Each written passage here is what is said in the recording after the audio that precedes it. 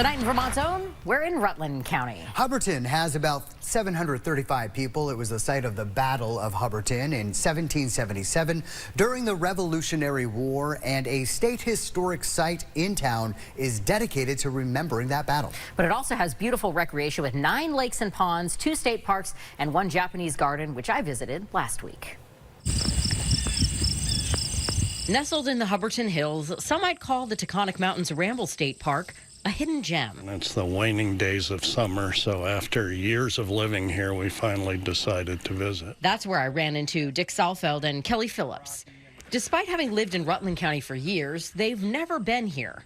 But they heard about this special spot from a friend and took to the trails. They were not disappointed. My assessment is very poetic. This does not suck. Rolling fields and hay bales, and towards the mountains, hints of color just starting to peek through. Look at this view. What could you not like about it? You know?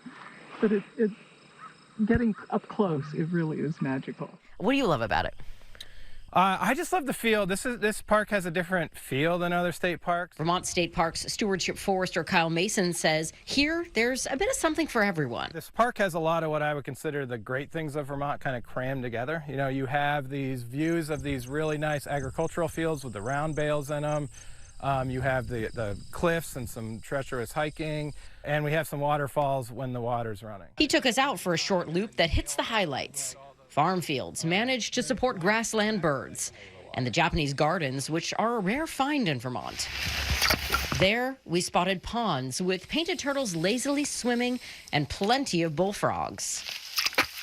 In a non-drought year, you would see waterfalls here, gravity-fed from pipes along the trails in the hills, installed by the property's former owner, Kit Davidson. The short filmmaker from New York City bought the property with his wife, Mickey, built the gardens and trails, and then left it to the state for others to enjoy when he passed away in 2016. And even a decade or more later, some of his work remains. Most of the signs you see with the symbols carved on them were made by Kit. As you wind your way up the hills to scenic vistas from the cliffs, and then back down again. The trails we hiked today are just a fraction of the 4.5 miles this park has to offer. And this park is actually about half of the Hubbardton Management Unit, which they're currently working on a long-range plan for, and they want your input. That management area also includes the nearby Hubbardton Battlefield Wildlife Management Area. The long-range plan, in the early stages of development now, aims to find out what visitors and residents want to see in its future. And Mason hopes it'll increase awareness for this one-of-a-kind Vermont State Park. It's not like known really well, I don't think, yet, which is kind of a shame because of how much the place has to offer. For those interested in a walk in the woods to take a closer look at the state park and the Wildlife Management Unit, well, Mason's leading a tour starting at Taconic Mountains Ramble State Park this Sunday from 10 to noon.